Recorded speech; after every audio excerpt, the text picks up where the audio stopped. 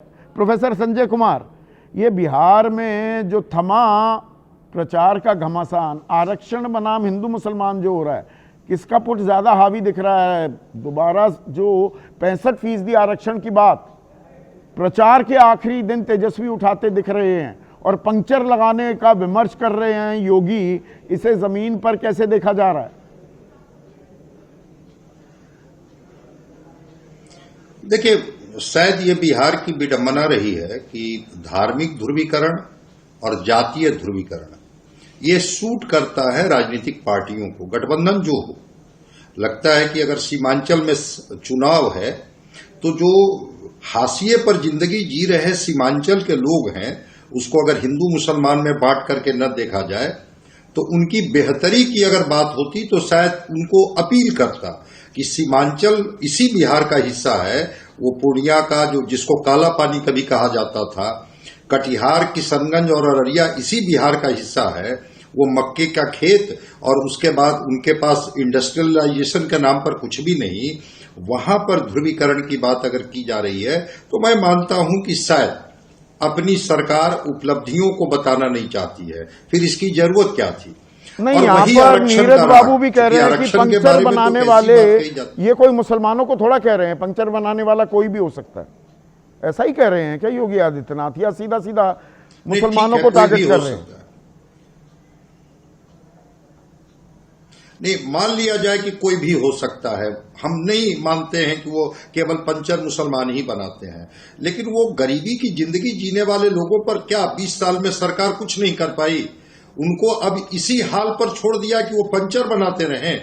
और पंचर बनाने वाले अगर विकास की जो ये है बैलून है उसको पंचर कर रहे हैं तो वो नागरिक किसके हैं?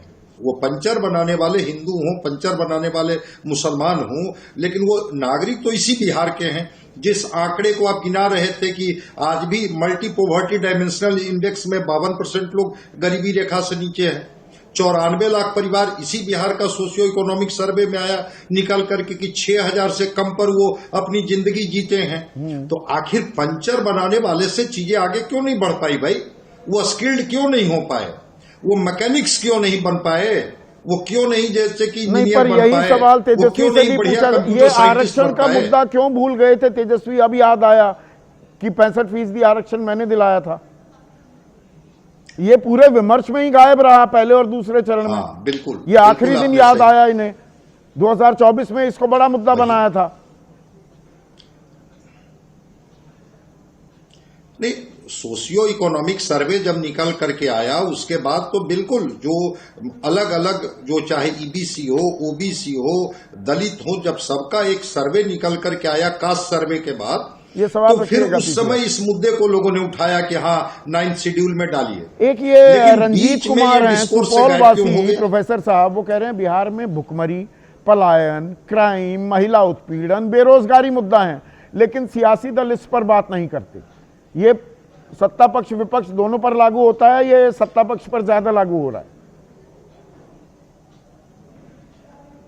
नहीं, दोनों पर लागू होता है। विपक्ष की जिम्मेवारी क्या है? अगर भूखमरी है, कुपोषण है, पलायन है, लोगों के पास काम नहीं है, तो विपक्ष कितनी बार सड़क पर उतरा इसको लेकर के और सत्ता को घेरा कि जनता कनेक्ट हो।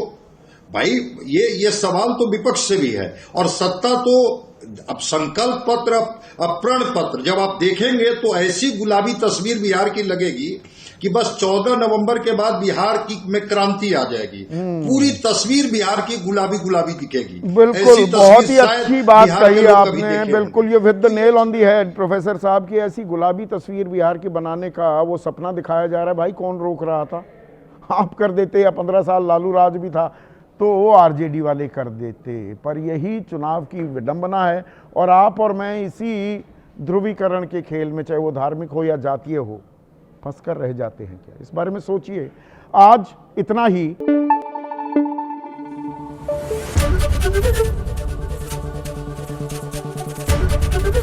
एबीपी न्यूज आपको रखे आगे।